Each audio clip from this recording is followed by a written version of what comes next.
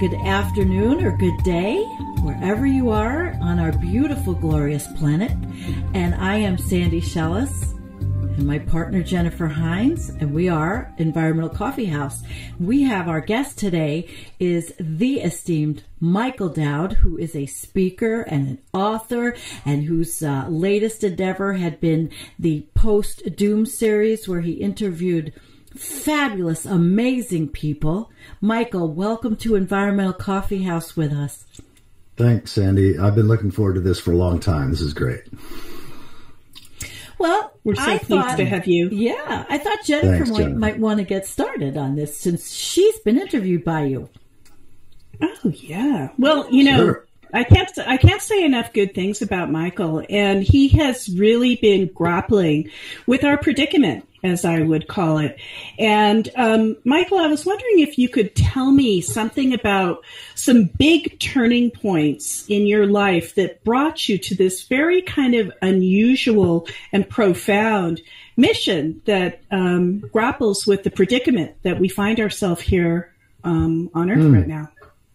Yeah, thanks, Jennifer. Yeah, you know, it's interesting. I've been thinking of how would I describe what I do or what my purpose or mission is in a short form. And I think that I'm a post-doom pastor or post-doom chaplain or post-doom shaman of the Techno-Optimism tribe, you know, the end of the world as we know it, or the post-doom pastor of the Techno-Optimism flock or something. And really what I'm trying to do these days is to help people see the big picture, to accept what's real, what's inescapably real, what's undeniably real, move through whatever feelings they're going to have, which they're going to have, because we all grew up in an age of exuberance and an age of carrying capacity surplus, and where expectations of things getting better was there for most of us, sort of the invisible religion of perpetual progress. And then that shifted in our lifetime, and now we're in a time of contraction, a time of tightening of in-group, a time of abrupt climate destabilization, and a time of political and economic craziness that makes total sense when you understand the rise and fall, boom and bust of civilizations, but is terribly confusing if you don't understand that and if you don't have an ecological worldview.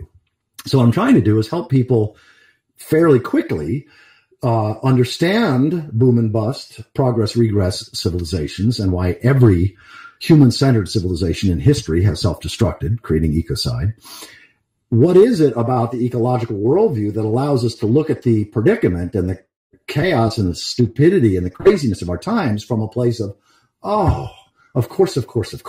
So replacing confusion with clarity, which then tends to open up the heart so people can start having compassion. The blame game starts to evaporate for them, because when you have this understanding, this deep time historical ecological understanding, you just find yourself feeling compassion where you used to have blame and judgment and confusion and anger and all that stuff. So much of my work is helping people to have that worldview shift and then find the places where they can be a blessing to their community, to their neighbors, to their friends. It's usually local. I call it love and action, not activism as such, but love and action. What does love motivate you to do? And at the scale where it can actually be a blessing to the people that you're doing it with. So that's what I find, and that's the whole post-doom conversation series. The subtitle is Regenerative Conversations, Exploring Overshoot Grief, Grounding, and Gratitude.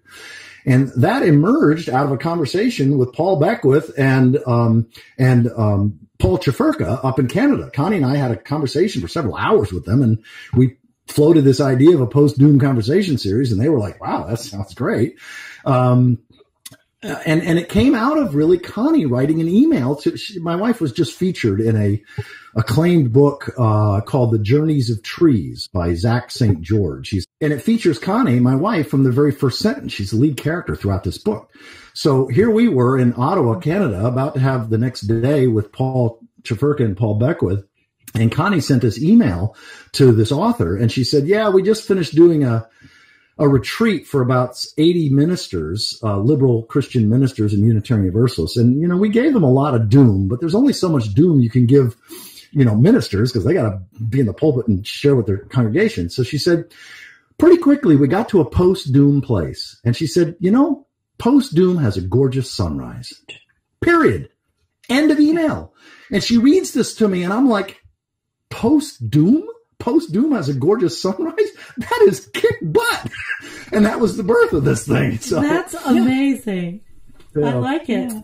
Wow. And so, and Jennifer was actually one of the, I think you were like number 2 or number 3 in terms of the first ones that Connie edited and we put up because of your immersion in understanding abrupt climate change and methane and all that kind of stuff. Yeah.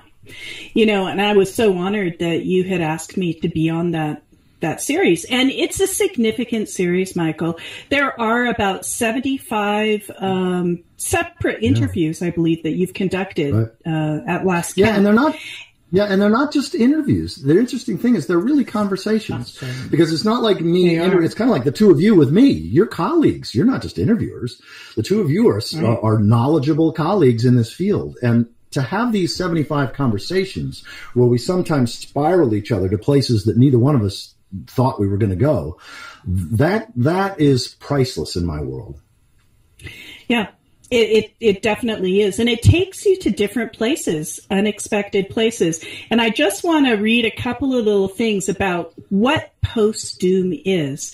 It's what opens up when we remember who we are, when we accept the inevitable, honor our grief, and prioritize what is pro-future and soul-nourishing. So we're all, by the thousands and millions, coming to this kind of meltdown, catharsis, this realization that we are in some deep doo-doo here ecologically on our planet. And what do you do after you have your mental breakdown and, just cry into your pillow and all that? Exactly. There's life on the other side. So these post-doom conversations take us to where people go when they contend with this and they embrace the life on the other side. So it's a fierce and fearless reverence for life and relative equanimity in the face of abrupt climate change and now a global pandemic. Yes. And it's how to live meaningfully, compassionately, and courageously, no matter what. Yes, amen. And that definition of post-doom wasn't just something that I pulled out of my butt. Basically, I floated with colleagues for several months, various possible definitions of doom and various possible definitions of post-doom, and sort of honed in on some collective intelligence in terms of the 3 definitions of doom on that website, the postdoom.com website, and the 3 definitions of post-doom. But thank you for reading those. I really appreciate that. So, Michael, what are you doing these days? Are you continuing with the post-doom conversations, or is your adventure taking you somewhere else now? That's a great question. And what I'm realizing is I didn't even answer your first question, so I'll cycle back around to that in terms of the 2 major turning points in my life that got me to this place. But first, yes, throughout 2021, really what I hope to do is do 2 things. One is make the post-doom conversation series more accessible. 75 conversations. Who the hell has time for 75 conversations?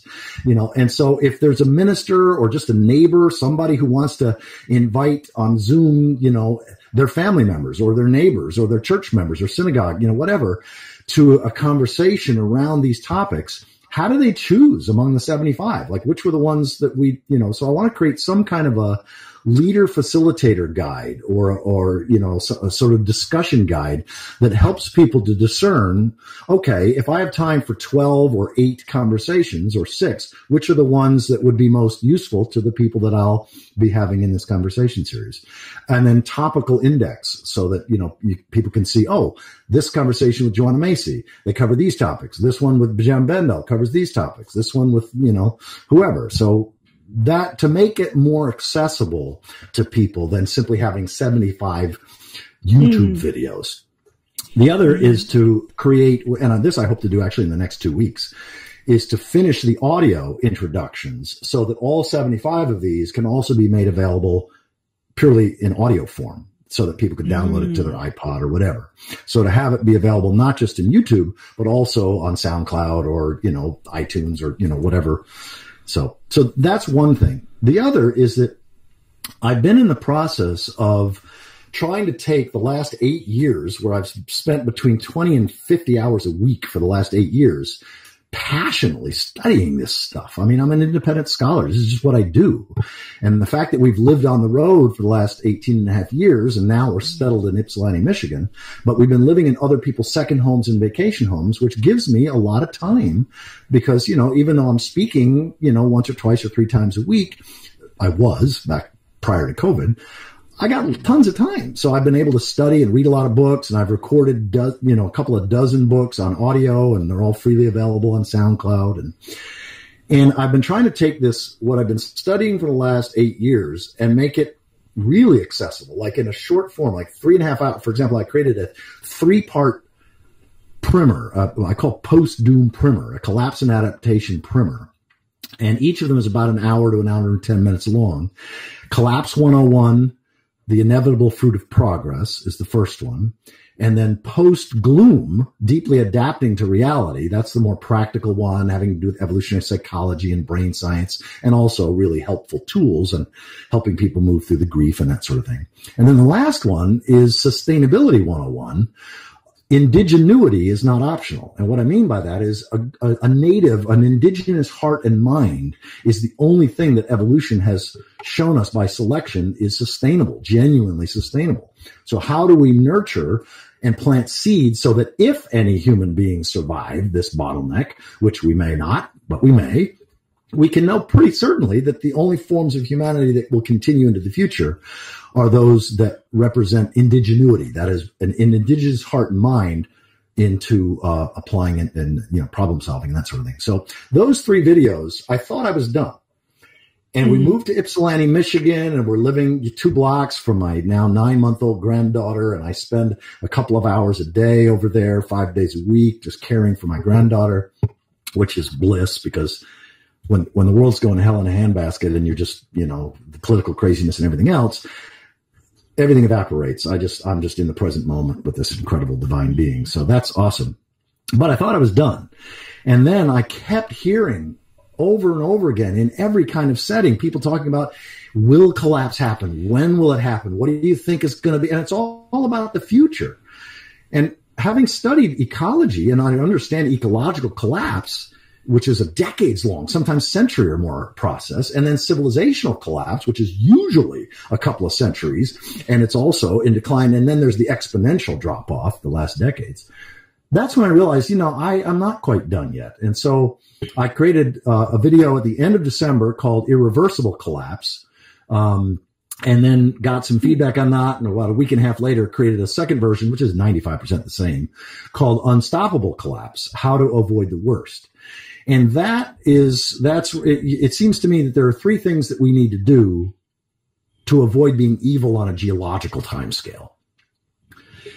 One is capping the nukes, preventing to ensure as few nuclear meltdowns and as little unnecessary toxicity that can last millions of years into the future. So that's one, is lessening, doing whatever we can in the coming decade, if we have that long, but doing whatever we can to ensure as few nuclear meltdowns and as little unnecessary excruciating toxicity for the body of life, even if we go extinct, that we don't want to do that. So that's one.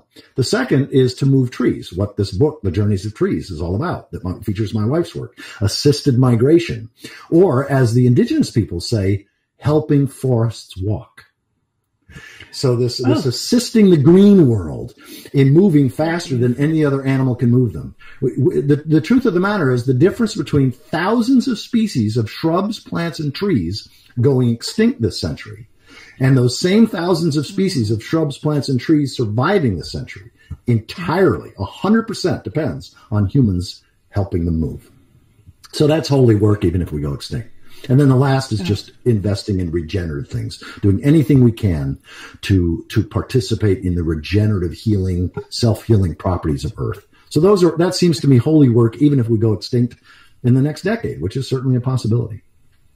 I think those are beautiful. Well, Absolutely beautiful. Well, these are all things, humanity and the better part of human beings coming forward to give nature an assist, to stamp down the nukes, cap them off, to help the trees, and to help with regeneration in general. So all of these are appealing to our higher nature as human beings.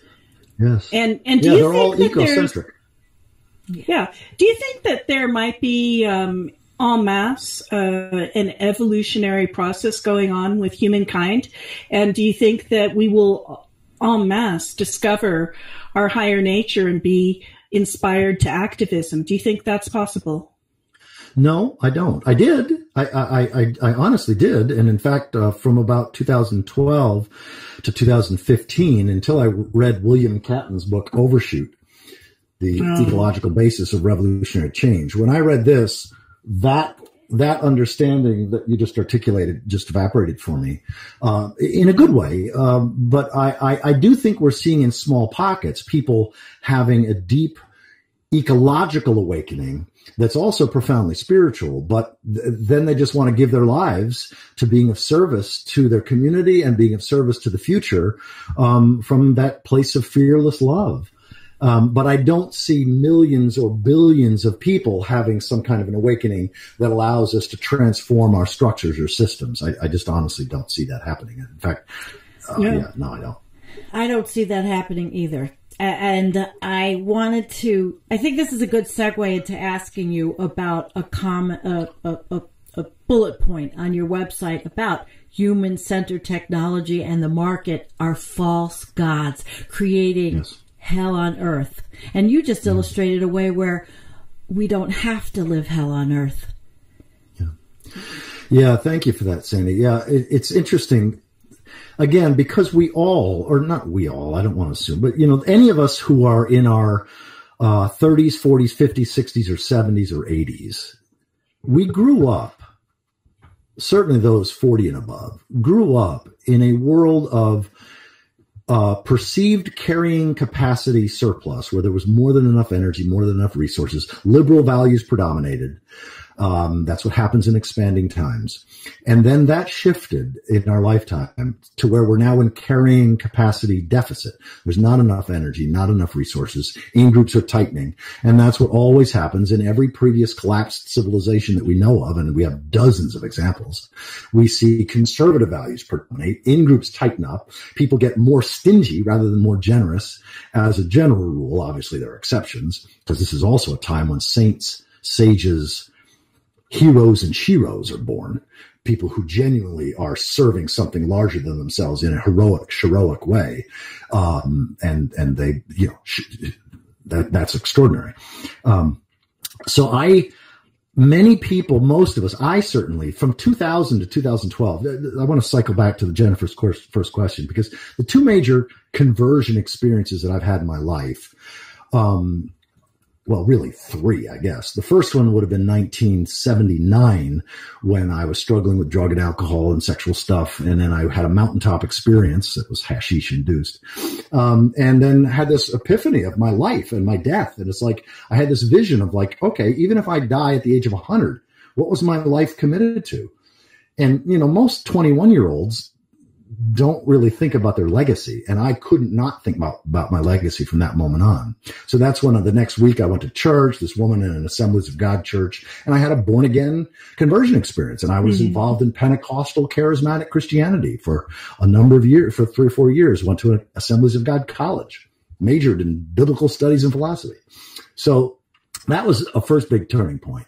The second one, which was actually way more profound ultimately in terms of where I am now, was in 1988, February 1st of 1988, which was when I was introduced to Thomas Berry. I had been familiar with Joanna Macy and several other deep ecology folks and bioregional permaculture, ecofeminist stuff. But in 1988, Thomas Berry, I was introduced to him, and he was, well known for the whole universe story, the epic of evolution, physical evolution, biological evolution, and cultural evolution, as our first and only globally produced evidence-based creation story. And he was a Catholic cultural historian. He was a monk, but he was one of the most significant ecological thinkers and evolutionary thinkers of the 20th century. And I went from being a supernaturalist to being a religious naturalist pretty much overnight in early 1988. I sort of began interpreting all religious mythic language as saying something metaphorical, something symbolic about this one reality in which we live and move and have our being. And so I became a religious naturalist then. So that was a huge turning point. And then I went on to become, I did the same thing as I've been doing the last 8 years around collapse and stuff like that. I ended up spending 20 to 50 hours a week studying the universe story and ecology and evolution and all this kind of stuff, and started doing workshops and everything else. My first book was Earth Spirit, a handbook on nurturing an ecological Christianity. And it was published in 1990. I dedicated it to my daughter, Miriam, who now lives, she's 30 years old. She lives 2 blocks away, and now I care for her daughter. And I dedicated that book to Miriam. I dedicated it to Miriam Joy and to her grandchildren. I honestly don't think there's likely to be grandchildren for her because of abrupt climate change. And the other really big turning point was December 3rd of 2012. I woke up early in the morning. I read this article, 5 climate charts that should have you really, really scared. And it was, I think, in the Atlantic, and it was a chart and a paragraph, and at the end, there was this TEDx talk by David Roberts called Climate Change is Simple. And it was a remix. So Ryan Cooper had added some music. And I watched that and I was bawling. And I woke Connie up because this was like 7 o'clock in the morning. I woke her up. We both watched it. We both were in tears. That afternoon, I bought a half a dozen books on climate. And that's really when my techno-optimism died that day. So those were the 3 big turning points in my life that has led to where I'm at now in terms of promoting this post-doom perspective. There's been so many transformations that you've gone through, because I think when you initially, back in the late 70s, I guess it was 77 or something like that, you were actually a charismatic, what do they call it? Creationist, short. Yeah, exactly. Short history. Right, yeah, young Earth creationist. Right, exactly. Young Earth, that's what it is. Right. You see, from 1979 until 1982, I was a young Earth creationist. I was anti-evolution. I believed that Jesus was coming back any day. We'd probably never see the year 2000. I read the Bible straight through twice. I mean, as you can tell, I'm a pretty passionate guy. And so when I get into something, I study it voraciously. I read incessantly, and I want to become the best in the world in whatever that topic happens to be, or certainly one of the more knowledgeable people on that topic. But yeah, it really shifted at Evangel College in Springfield, Missouri, was where I embraced evolution, and I embraced evolution in a holy, sacred, meaningful way. And that's when I also began shifting away from anthropocentrism, human-centeredness, to life-centeredness, ecocentrism. Okay. And now I consider myself an eco-theologian. And that's when you wrote in 2009, Thank God for Evolution. And this is the book that was endorsed by 6 Nobel Prize winning scientists and skeptics, and also by religious leaders. So you really have a very, very broad appeal, which is quite amazing. Thank you for mentioning that. Part of that is because simply having experience. I mean, when you've spoken to somewhere between 27 and 2,900 groups over close to 2 decades, and they're radically different groups. So I speak to groups of atheists, humanists, free thinkers all the time. I speak to groups of Christians, Catholic, Protestant, liberal, conservative. All the evils of the world can be attributed to Darwin. They don't invite me to speak, obviously. But others do. And then also I've spoken hundreds of times to New Thought, New Age, Integral, Hindu, Buddhist, other kinds of groups. And so I've been forced by life's conditions, because there was 2.5 years where Connie and I asked for feedback, radically honest feedback. We said, please give it anonymously. Just let us know really honestly what worked for you, what didn't work for you, any language that I used that was off-putting. And I got a chance to hone things so that, I don't know, about 10 years ago, I did a program at the United Nations called, and I did it there. And it was a small group. It wasn't the whole United Nations. It was a Values Caucus. But Michael Shermer, who's the editor and the founder of Skeptic Magazine, I sent him an audio and he said, wow, that's exactly. I'd love you to do that same program using the same slides at Caltech for a group of about 350 humanists and atheists. I was like, cool. Okay. So I did it there. And then 1 week later, I gave the exact same program with the exact same slides at Michael Beckwith's Agape Spiritual Life, which is this like New Age Mecca. Yeah. And then 2 weeks later at a Catholic church, and a week after that at an evangelical church. Now, evangelicals, Catholics, atheists, and New Agers are 4 totally different populations, and yet the same exact slides delivered the exact same way, or virtually the same way, worked for all of them, and that was largely because of the brutally honest feedback that I had received for several years earlier on my programs from very different audiences. That's great. Feedback is, as a former HR professional, feedback is critical, and truly, in order to go on and be successful as you have. It's also the only way to evolve. Yeah, absolutely. The only way to grow. And sometimes it hurts, but it's okay because it's a growth hurt. You get over it and you say, okay, I can do that. I can change. And that's what I used to impart on people that I was training at the time. So I do have one question here, and it's sticking in my mind, the term techno-optimist. Could you tell us what you feel is a techno-optimist at this time? Yeah, and I'm grateful for the question because it reminded me of what you said before that I didn't fully respond to, which is that we who grew up in the 20th century with this sense of never-ending progress, everlasting progress, it was sort of an invisible religion or a secular religion, secular faith in progress. We naturally assume that technology in the market can solve things, and yet what we don't realize unless you step back and look at the history of technology, like all technologies from fire and, spears and bows and arrows, like the history of technology, then you realize that every human-centered technology that benefited us but didn't benefit the body of life upon which we depend ended up causing more problems than they solved. They just did it over time. And now it's happening in spades because we've got industrial-powered, fossil fuel-powered technology. And the market, the only sustainable way of being in the history of our species is treating the living world as a greater thou, not a lesser it. You can't, Joanna Macy, her book from 30 years ago was titled World as Lover, World as Self. I had a conversation with Joanna just offline, not an official conversation, because I've known her for 40 years, I guess. But at any rate, she mentioned that the 30th anniversary edition of that's coming out. World as Lover, World as Self. That is precisely the indigenous mindset. That's precisely a sustainable pro-future mindset because it's treating primary reality, that is everything we depend upon, as a love, as a greater thou, as the goddess, as Gaia, as God, whatever the name was, but it gives us humility before that reality, and then we preserve the well-being of that for our own benefit. We've been treating industrialization and mechanization has been treating the world not as lover, not as self, but as larder and toilet, a place of resources and a place for our waste, the source of resources.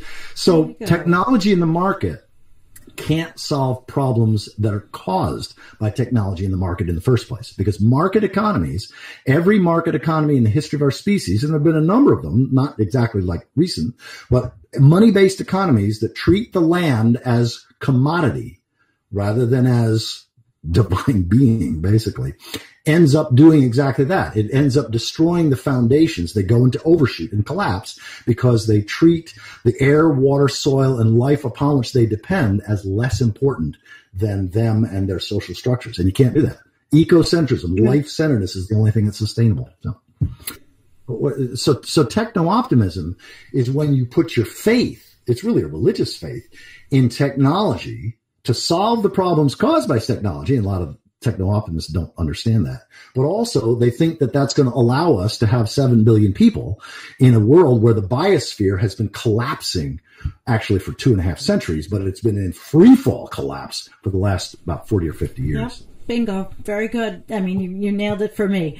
And the eco-modernists, there's so many terms and so many names. The eco-modernists too. I think it's a similar A similar yes. genre. It's a similar delusion. It's a similar delusion, but it's an understandable one. See, this is the thing. Yeah. It's a totally understandable one. When I interact with eco-modernists or techno-optimists or techno-utopians or whatever, and I usually don't judge and blame them, because we all grew up with this secular faith.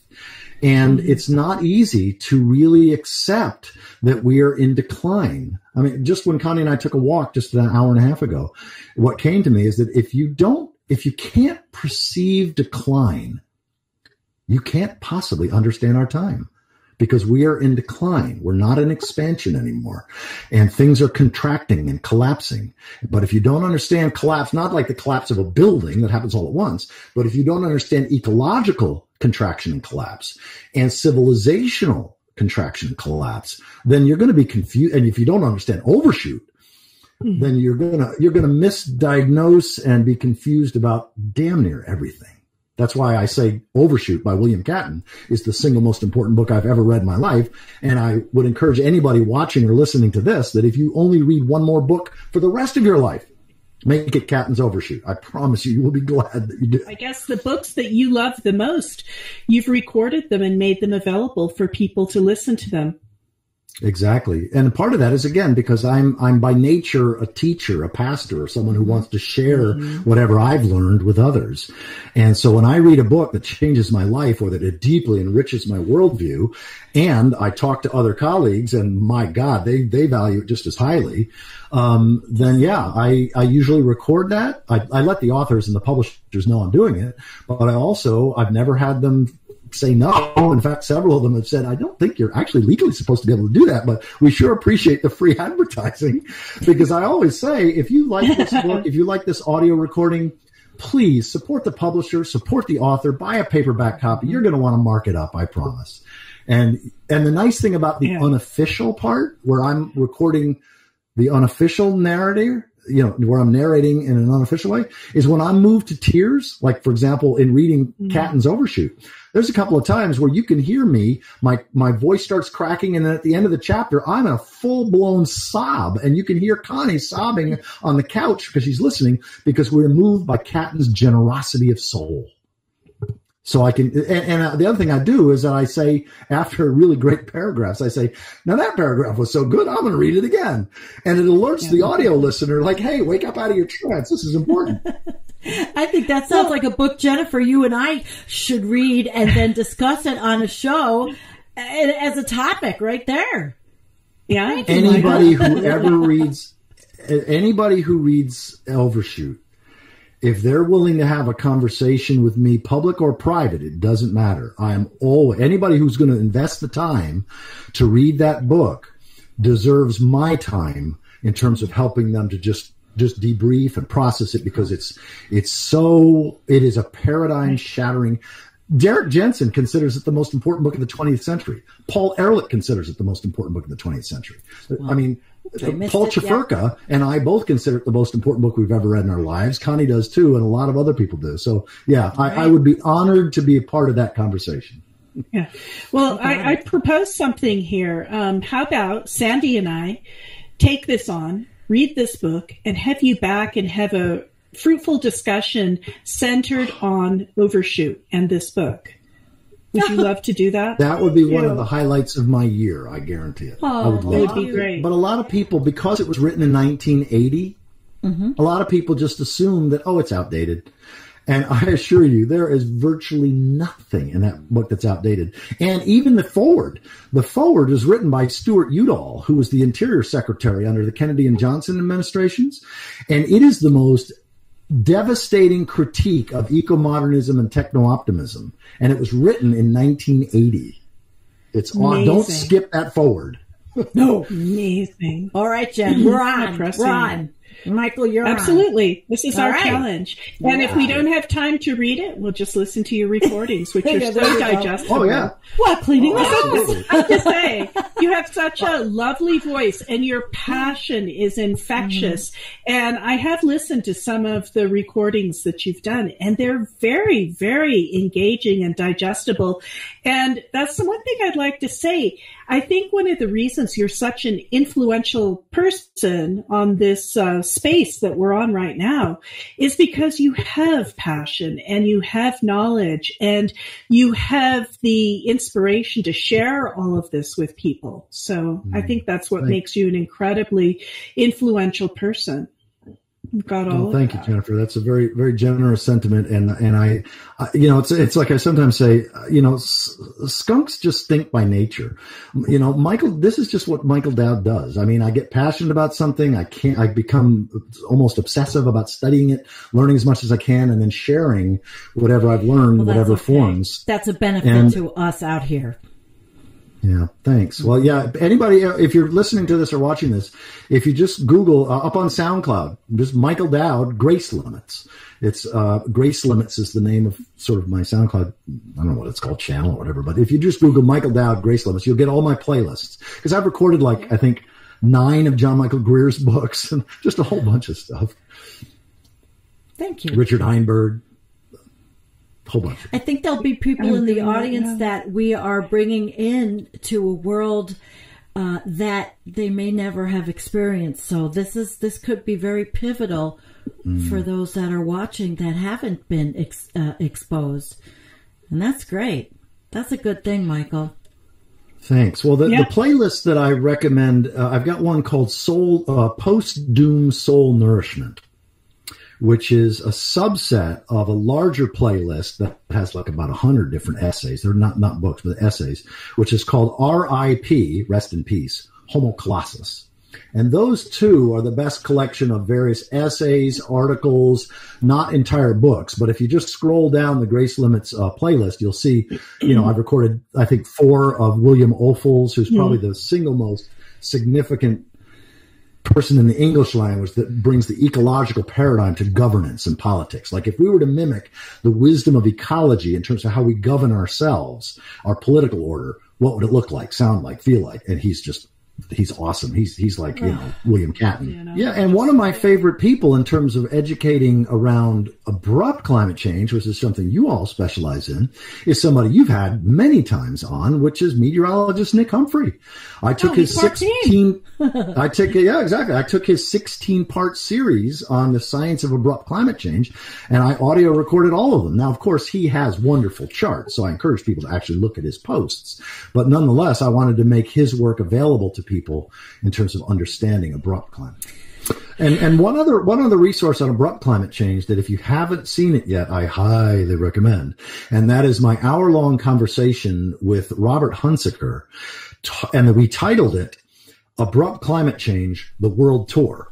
And he took us around the world, region by region. And it's a great little primer on abrupt climate change. It was, I listened to that one. It was just amazing. He's somebody I've asked if I could interview. And at the time he was very busy. They're always busy. But he said no to me first, too. Well, I will say this about the Robert Hunsaker post-Doom conversation is that Connie spent 3 days adding tons of visuals that you won't get if you just listen to the audio. So anybody watching this or listening to this, you might want to check it out and actually make the time for the hour to watch that, because there are really helpful visuals that Connie adds to that particular conversation. One of the things about that I've recorded the audio of related to, not just authors of books and articles, but also I think I've got about 10 things that came out of Dark Mountain that Paul Kingsnorth and Dugald Hine wrote. And so that I've got a Dark Mountain playlist, and I've got a Jem Bendell playlist. So I've got a lot of stuff. So if people check that out, you'll see, and they're all freely available, obviously. So, the Dark Mountain series is beautiful. I wanted to ask you, Michael, what do you see as your ministry this year? What's your focus now?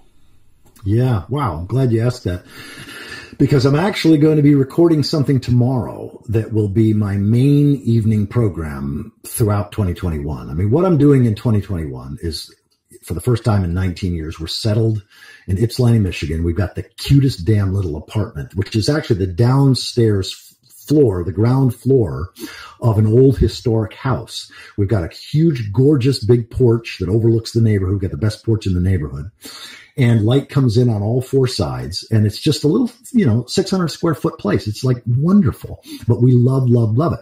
And we're 2 blocks from our granddaughter, 2 blocks from Depot Town, which is like the coolest, hippest part of Ypsilanti. And so the main thing that I'll be doing, in addition to what I've already shared, is that I will be scheduling Zoom sermons and Zoom homilies in liberal Christian churches and Unitarian churches around North America, the United States and Canada. And I'll do a 15, 20-minute Zoom sermon or homily, and then I'll send a link to this new program that I've been working on for the last 2 or 3 weeks, and that I'll be recording tomorrow. And what will happen was that the link will go out to the minister, you know, it could be secular groups too, environmental groups, but the link will go out to the membership list. And then it will invite, okay, on Thursday night, we're going to have an hour-and-a-half Q&A with Michael on this topic. And so here's the program that you should watch in the next 5 days or whatever, and come with your questions, and we'll spend a full 90 minutes in a Q&A session with Michael on this topic. And the topic is, the title of my main evening program that I'll be recording tomorrow is The Big Picture: Clarity, Compassion, and Love in Action. The big picture: clarity, compassion, and love in action. And it's really, it has elements of I've got the 3-part series, the post-doom collapse and adaptation primer. It's got some elements of each of those. It's got some elements from my new Unstoppable Collapse video. So it's like, if I have 1 hour, if somebody's going to only experience 1 hour of what I've got to contribute to the world in the rest of their life, what would be what I would consider to be the best or most important stuff that I've been learning over the last 8 years in an hour-long session, or who knows, maybe it'll be an hour and 10 minutes or something.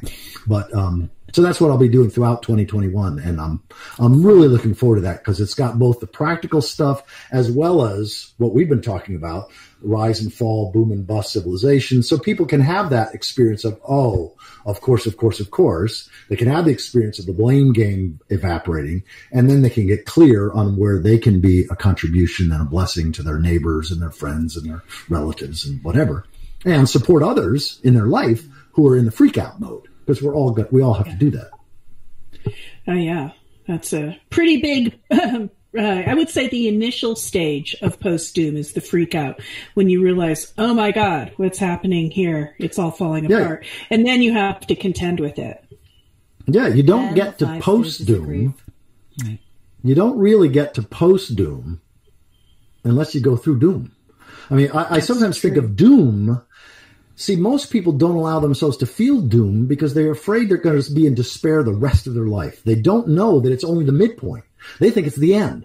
They think it's the destination, and they avoid it at all costs, understandably. But doom, I see, is the midpoint between denial and regeneration. The earth will regenerate, with or without us. And so doom is the midpoint between denial and regeneration, with or without us. And when people get that, then they can see that door in the middle that says WASF. And of course, they know that means we are so, right?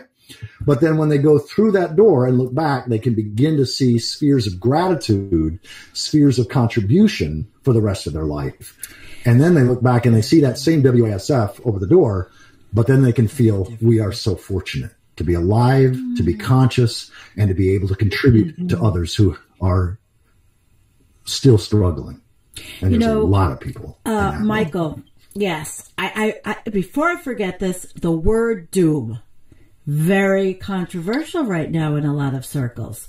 And Jennifer and I have been discussing this and grappling with this, and it's been out there that, casting aspersions on doomers or people who think like we are or have evolved to understand. Michael, I would like to know if you would like to comment on that, if you understand the negative connotation. Very much so. Thank you.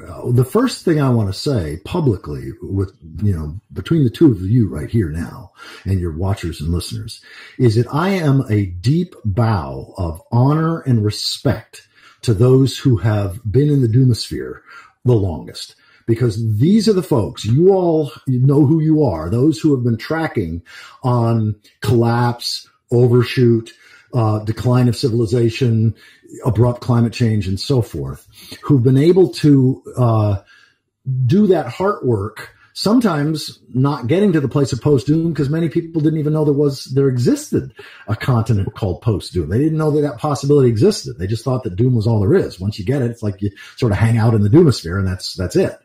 And in my experience, if you do that too long, you can easily become cynical and skeptical and sort of bitter, and understandably.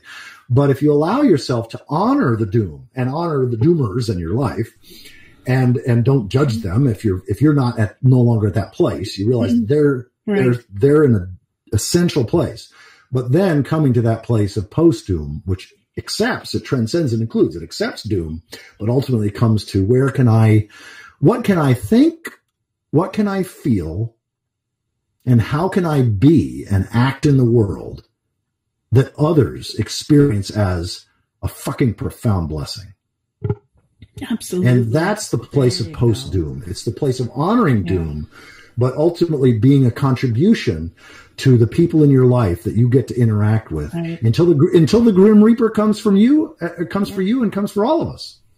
See, a lot of times, as we are the Rodney Dangerfield of the world, we don't get no respect. The doomers, we don't get no respect, and exactly. It is tough because I think that the people that I've met in this whole sphere are the most enlightened, intelligent, caring, and compassionate people, and so I think we get a bad rap, and we're getting it now. There are some conservative climate scientists that put us down for even investigating this and entertaining the idea that we might be WASF, right? And it is very frustrating to see that. Like Michael Mann has written a book recently, which I'm sure it's a very good book. I will read it at some point. I have it, where he actually has been putting the quote doomers down as delusional.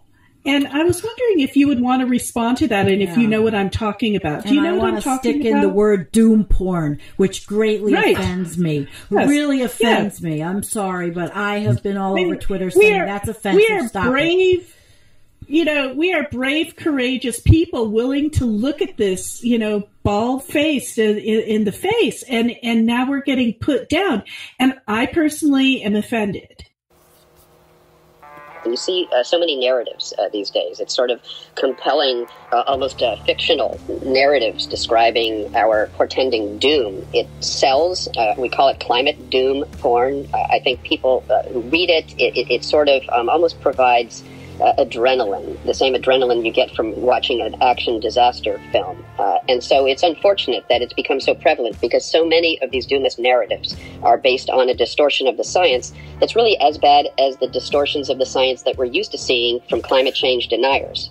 So it's bad science, claims that we're already committed to runaway warming and all of humanity will be wiped out within 10 years. And there are prominent actors in this space who make that specific claim.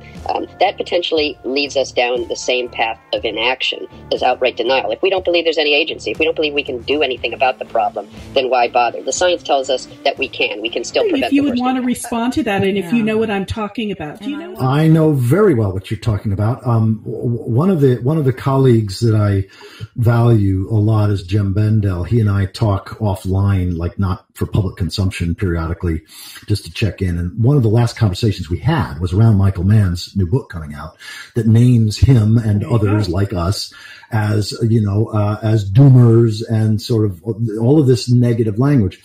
And I just encouraged him in the most not urgent.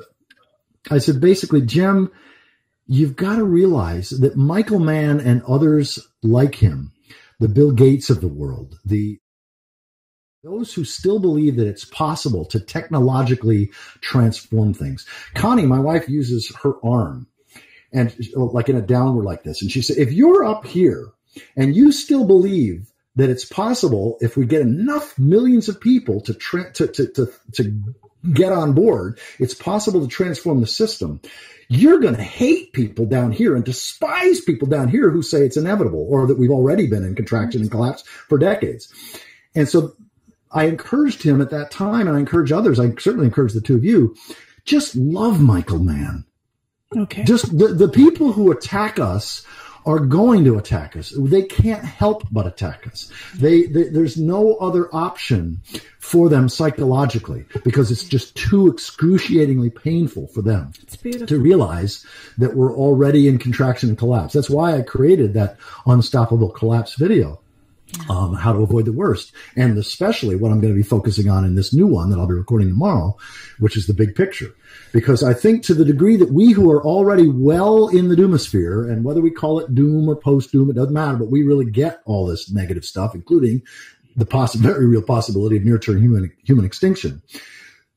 To the degree that we can have generous hearts, genuinely love those people who are attacking us, we make it almost effortless when the time comes, which it will for all of them, including Michael Mann, including Bill Gates. The time will come when they begin to doubt. But then they won't have the stumbling block of us being nasty and back and sort of defensive and whatever, so that it will be much easier to come into a post-doom place if we've just been generous in our hearts. And we have not been nasty, because we absolutely would not stoop down to that kind of level. And it's painful to hear. I mean, it's painful for those of us who get the doomosphere and get abrupt climate change and get inevitability and actually ongoing collapse. It's hard to hear people such as Michael Mann and others who are basically claiming that we're no better than the fossil fuel industry. I want to talk with you about a conversation that you had lately with Joanna Macy. And what is the thing that we can do to come to a place of inspired action? Wow, thank you for that question, Jennifer. I think, one of the things that Joanna and I talked about was that what we both hold as two of the most helpful things for our own personal lives, and that we've shared with others, that she was one of my teachers in, actually, is first an extended sense of self. A sense of self that is beyond what Alan Watts called the skin-encapsulated ego, beyond the sense of self that my self stops with my skin.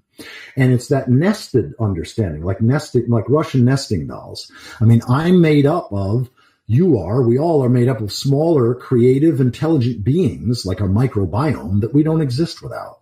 And we're also dependent upon larger, creative, intelligent beings, trees, forests, Gaia as a whole, etc. So this nested sense of self is essential, because that's the greening of the self, the nested sense of self, that my self includes Gaia.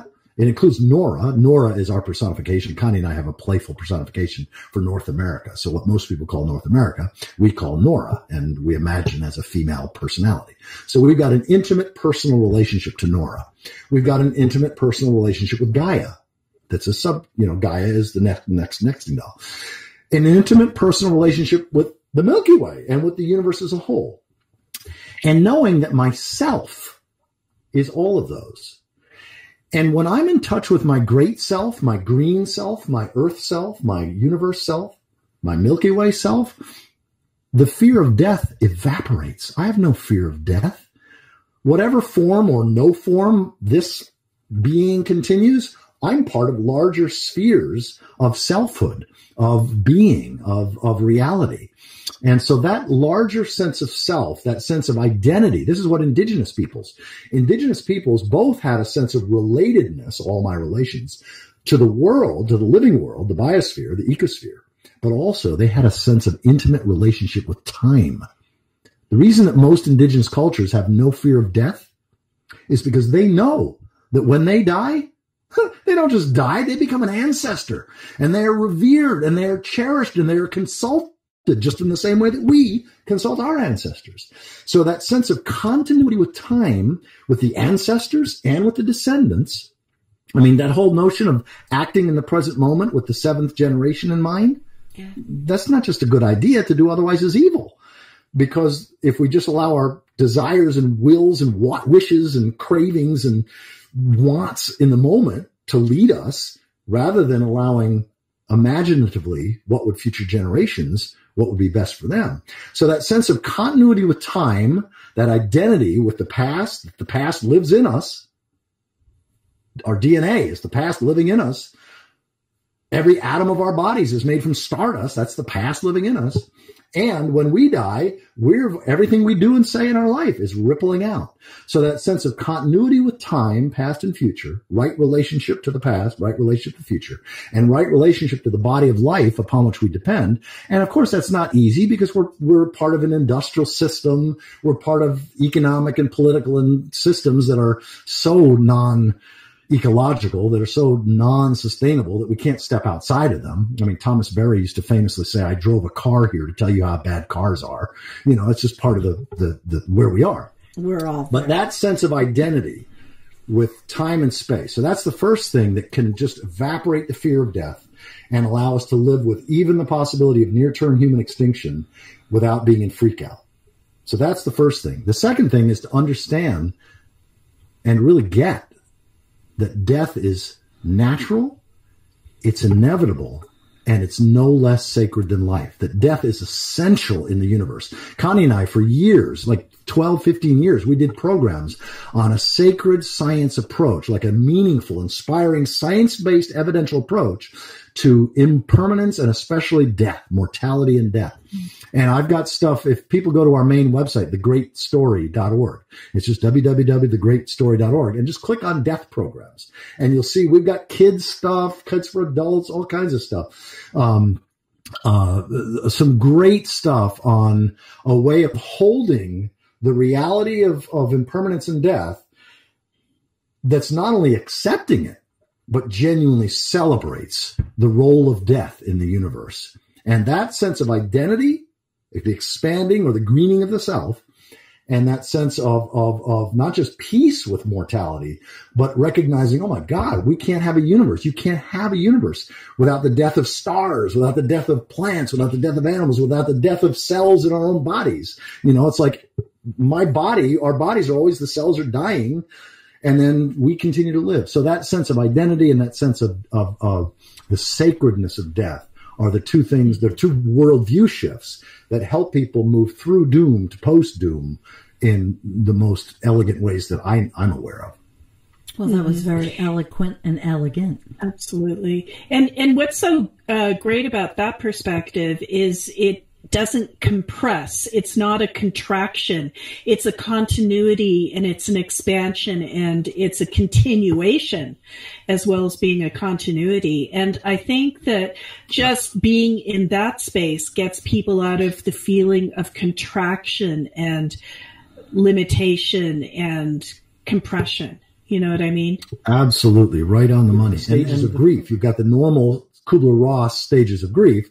And then Paul Czafurka talks about, you know, from denial to anger, bargaining, depression, and then finally acceptance. Well, on the other side of acceptance is finding the gift. And on the other side of finding the gift is gallows humor. And so one of the things when Connie and I are in conversation with people and they're talking about retirement or what's going to happen in 20 or 30 years, I'll whisper over to Connie. I'll say, yeah, unless we've all boiled like lobsters or starved to death by then. And it's just a way of keeping a little gallows humor. Well, I definitely have to say I like gallows humor. I like all humor like that. You have these big-hearted, often, Sandy, your laughter is so infectious.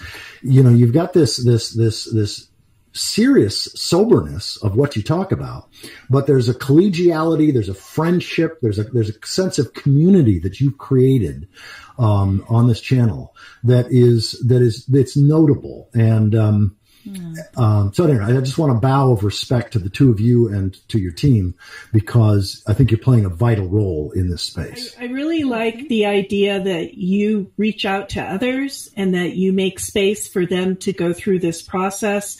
And we're trying to do the same thing as well. So I think that we have a common sort of mission here. I agree. And that's one of the reasons why I was looking forward to this call and am curious as to see how life, the universe, reality, God, goddess, however you want to call that reality, but whatever this nested reality is that we're all a part of, I'm curious to see how things unfold and in what ways we might, you know, cross-fertilize or collaborate or whatever. It's great. It's lifelong learning. Yeah. And, you know, as and lifelong, academics, it's and lifelong collegial friendships, and just seeing where those go. I want to share my creed, my faith statement in a nutshell. This is my eco-theo credo. because I'm an eco-theologian, right? So an eco-theo credo. Because I would say that virtually every indigenous culture that we know of had an eco-theo worldview. That is, the ecos was divine, and the theos, the spirit world, was infused, embedded, embodied within the living world. So there was that sense of treating the living world as teacher, not tool, and as in a humble, respectful, responsible way. So this creed, this is my 6-part creed that I suggest actually probably unites tens of millions of people around the world, but it's certainly what accurately portrays my belief system. So, reality is my God. Evidence is my scripture. The epic of evolution is my creation story. Ecology is my theology. Integrity is my spiritual path, and fostering accountability or faithfulness to the future is my mission. So reality is my God. What I mean by that is reality is my ultimate concern, my ultimate commitment. That's what I mean by my God. That is my ultimate commitment. Evidence is my scripture, meaning evidence is the main way reality is revealing itself to us. Scientific, historic, cross-cultural, and intersubjective, subjective evidence. So reality is my God. Evidence is my scripture. The epic of evolution, sometimes called Big History, or Connie's and my main website, is the great story. That what we mean is the story that includes all stories. So the epic of evolution is my creation story. Ecology is my theology. Integrity is my spiritual path. What I mean by that is integrity are the practices and exercises that help me live in right relationship to reality. So reality is my God. Evidence is my scripture. The epic of evolution is my creation story. Ecology is my theology. Integrity is my spiritual path. And fostering faithfulness to the future, or accountability to the future, is my mission. And that really sums it up for me. That's quite heavy and quite beautiful. And when I first read it, very beautiful. I know you've added it a bit since you first wrote it, but that's what came out to me. And the word reality and integrity. And secular people won't feel comfortable with the God talk. Atheists don't feel comfortable with the God talk. They might say, reality is my ultimate commitment. Evidence is the way reality reveals itself, and so on. And more conservative Catholics and conservative Protestants may feel more comfortable, like, my God includes reality. My scripture includes evidence. My theology includes ecology. So there's different ways to word it, but I think that basic sentiment does unite many, many millions of us around the world. And you've done a very good job of explaining that. Thank you. Jen? Well, again, it's just been such a pleasure to talk with you, Michael, and I really look forward to our next conversation where we can dive into all things post-doom. And William Catton's Overshoot. Oh, my goodness. And the book. Oh, and the Overshoot. Yeah. All right. Yeah. Well, thank you. Thank you both so much. Thank you so much.